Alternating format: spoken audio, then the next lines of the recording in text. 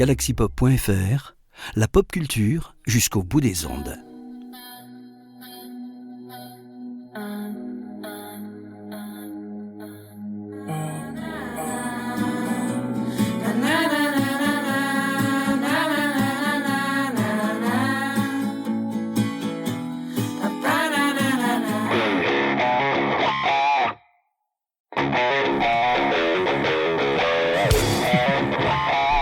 Mathis, on enregistre. Faut plus parler. Bienvenue. Alors, est-ce que tu as un surnom ou un avatar que je puisse éviter de donner ton vrai prénom si tu veux pas ? Alors, je sais que ça peut paraître bizarre, mais souvent sur les réseaux, je m'appelle Alice. Alice, d'accord. Notamment sur Discord, où se passe la plupart des game jams. Souvent, c'est mon pseudo, donc voilà. Oui, parce qu'on va parler des game jams. Alors, bienvenue dans le podcast qui n'a pas de nom, ou le podcast de Dany. C'est selon, c'est très titre fluide chez Galaxy Pop. Alors, j'ai tenu à discuter avec toi, parce que c'est une rencontre super sympa, et surtout, ça pourra intéresser d'autres copains, comme par exemple Fanny Cohen-Moreau, pour Passion Moderniste. Tu fais des petits concours de développeurs pour des événements et ça s'appelle des game jam. Des game jam. Je sais pas exactement pourquoi ça s'appelle comme ça, mais oui, des jeux confitures finalement. C'est pas d'accord. Des jeux confitures. Non, mais ouais, on appelle ça des game jam. Des game qui jam. s'apparentent au principe de hackathon, qui est souvent plus connu en vrai. Mais où c'est un thème, un projet en 48 heures, bonne chance. Bonne chance. 48 heures, ça c'est important, on va en reparler. Donc en fait, ce qui est super intéressant dans cette histoire, moi j'y connais rien, je m'y intéresse un peu grâce aux enfants puis aux copains, parce que j'ai plein de copains gamers.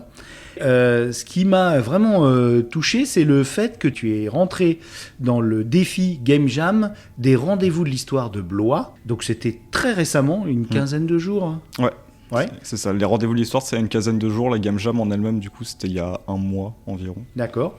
C'était en marge alors, avant les rendez-vous de l'histoire ? C'était 2 semaines avant l'événement, ouais. Et justement, ce qui est super intéressant, là je vais arrêter de parler parce que ça va être toi qui vas nous en parler, parce que vous constituez une équipe, et là plus particulièrement une équipe qui est composée bien sûr de développement, de graphisme, voilà, et de quelqu'un d'important, quelqu'un qui est un référent avec une thèse. Donc il faut venir avec une thèse en histoire, et là plus particulièrement c'était de l'histoire moderniste.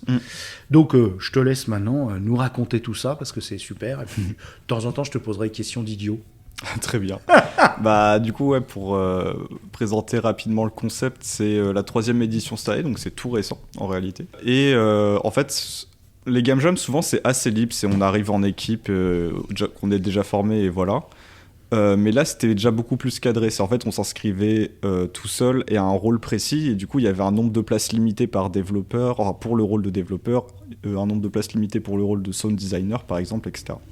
Et ce qui faisait qu'à la fin c'était eux qui formaient les équipes, et du coup chaque équipe c'était composé d'un historien, de 2 développeurs, 2 graphistes, un game designer et un sound designer, enfin un compositeur. Combien d'équipes ? 8 équipes. Et là le but c'est en 48 heures de faire une sorte d'ébauche de jeu en 2D, parce que là... Non, il y a eu des gens en 3D. Il y a des gens qui ont fait de la 3D ? En fait, il y a des équipes qui se sont retrouvées avec des artistes 3D, et du coup qui sont capables dans 48 heures de produire des assets. Non, il y a un jeu qui est vraiment très impressionnant d'ailleurs, je trouve, graphiquement par rapport en fait au peu de temps qu'ils ont eu pour le faire. D'abord, vous êtes jugé au bout de ces 48 heures. Et après, on vous laisse libre choix de continuer le développement et de le présenter pendant les fameux rendez-vous de l'histoire de Blois. C'est ça. Bah, le principe même du coup d'une game jam, ça, c'est d'avoir un temps très court. Donc en général, le format classique c'est 48 heures. Des fois ça peut être un peu plus long, ça arrive. Mais vu que notre jeu allait être présenté du coup pendant les rendez-vous de l'histoire à un stand, on avait tout à fait la possibilité d'améliorer notre jeu pendant les 2 semaines qui nous restaient avant l'événement, afin que le jeu qui soit présenté au stand soit dans une version un peu plus aboutie. Mais c'est pas la version qui allait être jugée. Ouais. Et là, en fait, l'historien était là pour... vous l'avez interrogé, vous avez entamé un dialogue avec lui pour trouver un gameplay qui corresponde à son domaine de thèse. Et là, c'était quoi alors, du coup ? Ça, en fait, dans une game jam classique, souvent, c'est toutes les équipes ont le même thème. Ah oui. Et là, typiquement, c'était différent parce qu'en fait, chaque équipe avait son thème, parce que le thème de chaque équipe dépendait de la thèse de l'historien qui était dans cette équipe. Donc nous, la thèse de notre historien, c'était quelque chose comme l'impact de l'homme sur la Loire du 17e au 19e, je crois. Bah, du coup, on a essayé de trouver quelque chose surtout un jeu autour de la Loire, globalement, où voilà, on s'était posé pas mal de questions. La première chose qui a commencé à nous donner de l'inspiration, c'était le jeu FTL, qui est un vieux jeu, mais c'est un très, très acronyme sympa. ou Ouais, c'est Faster Than Light. D'accord. Mais bon, on l'appelle toujours FTL. Mhm. Et parce qu'en gros, on incarne un vaisseau globalement, et c'est un peu un jeu de gestion avec l'équipage, etc. Et du coup, on s'était dit, en fait, vu que ce qui est intéressant par rapport à la thèse de notre historien, c'est tout ce qui est les marchandises, le transport de marchandises en fait sur la Loire à cette époque-là, on s'était dit, soit on fait un jeu d'un peu de gestion du point de vue des ports, soit on fait un jeu du point de vue du bateau. Globalement. Ah oui, d'accord. Ouais. Du coup, nous, on a choisi de faire un jeu du point de vue du bateau. Donc l'optimisation. C'est ça. Donc en gros, on incarne un bateau qui va descendre la Loire en partant d'Orléans jusqu'à Nantes. Et en fait, on a un marchand qui va devoir prendre des marchandises à des ports et les vendre à d'autres. Et en fait, on a notre cale à gérer et on doit optimiser le plus possible le placement des marchandises dans notre cale. En plus que, en fait, à chaque port, il y a... En fait, c'est à moitié un visual novel aussi, notre jeu. C'était l'idée qu'il y avait derrière. Il y a un récit. C'est ça, c'est qu'en fait, à chaque port, il y a du texte, avec une voix off d'ailleurs aussi. On a eu le temps. C'est fou, quand même. En 48 heures de réaliser tout ça. La voix off, c'était après les 48 heures pour le coup, typiquement. Mais tout le texte, quand même, c'était pendant les 48 heures, la majorité. Et voilà, donc c'était l'idée d'avoir moi, mon inspiration à moi, c'est un jeu qui s'appelle Valhalla. Enfin, orthographié bizarrement, mais voilà. Et qui est en fait juste un visual novel, mais avec quelques moments de gameplay, où c'est pas que du texte pur comme un livre. Là, je voulais faire la même chose. Je voulais avoir un jeu où c'est majoritairement du texte, mais avec un petit peu de gameplay. Donc c'est cet aspect Tetris de placement de marchandises dans la cale. Tetris, récit, histoire. Et est-ce qu'il a insufflé, à part l'idée de base, est-ce qu'il a insufflé d'autres éléments intéressants, des détails, peut-être des choses très infimes dans l'historien, je parle de l'historien. Oui, Qu'est-ce qu'il a apporté de plus que juste l'idée de sa thèse ? Typiquement, notre jeu, à chaque fois que des gens y jouent, ce qu'ils remarquent tout de suite, c'est les graphismes. En fait, tout le monde dit que notre jeu, c'est sûrement peut-être le plus beau, honnêtement. Parce qu'en fait, on a vraiment un dessinateur qui est excellent, et moi-même, je l'ai bien... Même si ça commence à faire quelques mois que je fais équipe avec lui, je l'ai découvert réellement pendant cette jam. Il a fait des dessins de bateaux ou des choses comme ça, et l'historien a déjà servi à lui donner des sources, des exemples des bateaux de l'époque, et aussi à la corriger, elle disait là le nez tu le descends un peu, enfin voilà, des petits détails comme ça. Tout un dialogue, ouais. Typiquement aussi, il nous a aidé sur toutes les marchandises qu'on pouvait transporter à l'époque. Aussi, voilà, donc c'est vraiment ce qu'on transportait à l'époque. Oui, pour pas tomber dans l'anachronisme. Voilà, exactement. Ouais. Il nous a un peu aidé sur les textes, du coup. Aussi, sur le parler aussi, le langage de l'époque ou... Je crois pas. On a appris un peu un vieux français, mais je crois que c'est un peu exagéré par rapport à l'époque. Je prends pas compte. Du vieux français laïque. Comparé à d'autres historiens dans d'autres équipes, lui, il a quand même voulu nous laisser beaucoup de liberté et pas vouloir faire un truc vraiment strict où on sent que tous les textes sortent des archives, etc. Lui, il voulait quelque chose de light, qui est historique, mais qui reste plaisant et voilà, dans lequel on peut s'identifier un petit peu. Exactement. Tout en gardant le côté historique, en se plongeant, en s'immergeant dans cette histoire-là.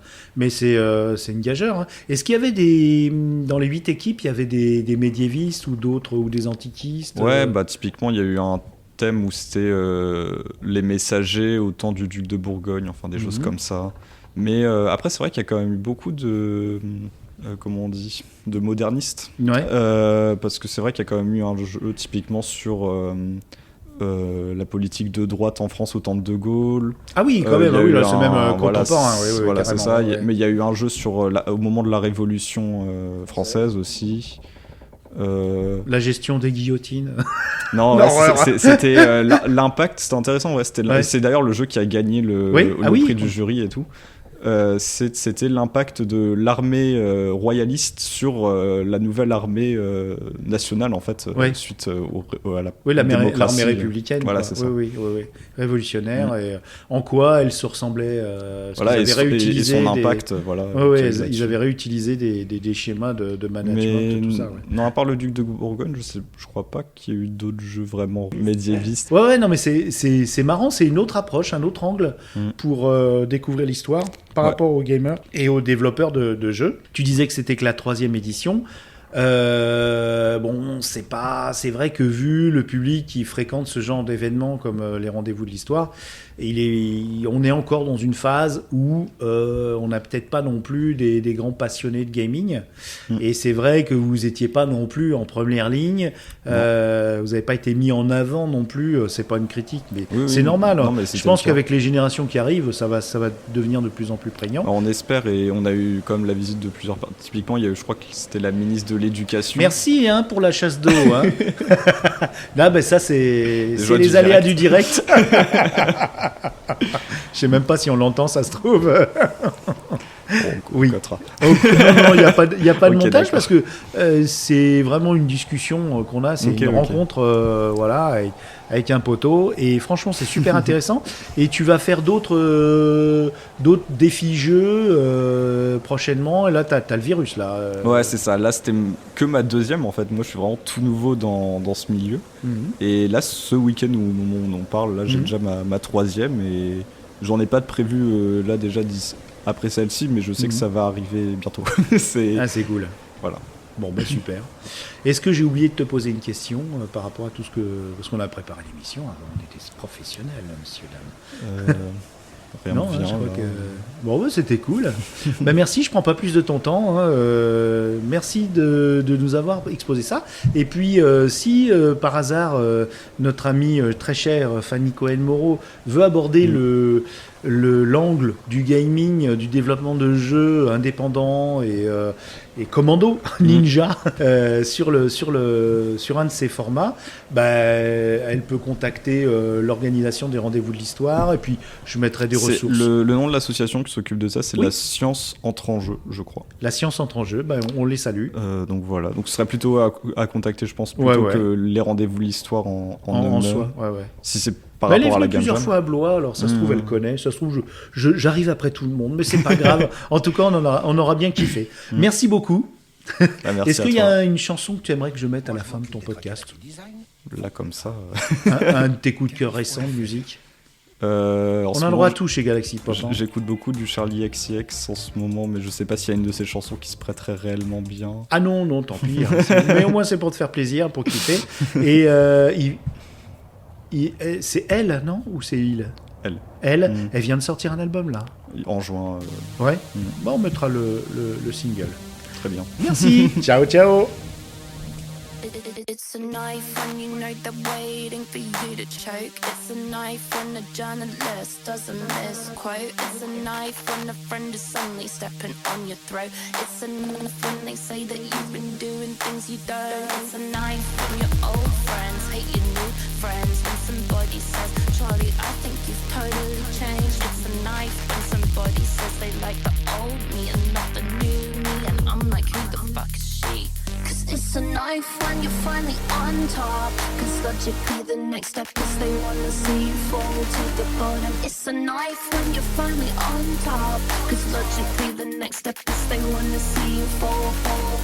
It's a knife when, it's a knife when, it's a knife when all the sympathy is just a knife when, it's a knife when, it's a knife when all the sympathy.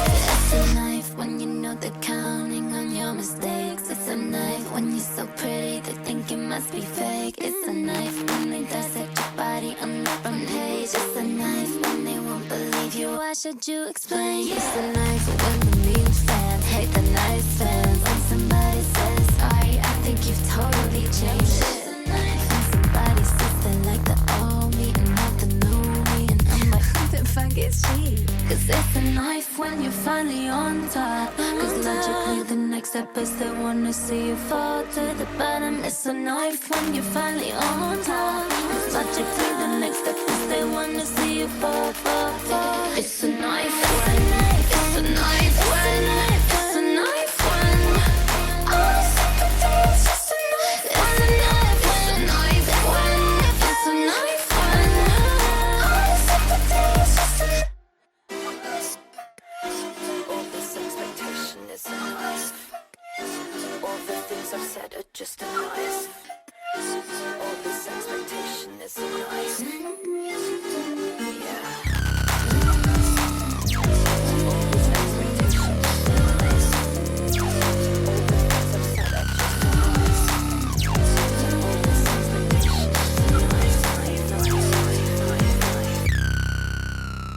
Galaxy Pop, la pop culture. Elle est belle ma pop culture. Elle est fraîche ma pop culture. Galaxy Pop. Vous êtes sûr qu'elles sont fraîches? Comment ça, elle est pas fraîche ma pop culture? Elle est belle ma pop culture, elle est belle. Venez, venez. Elle est bonne ma pop culture.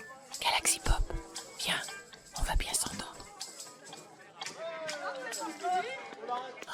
Désolée, je n'ai pas pu m'en empêcher. Bisous.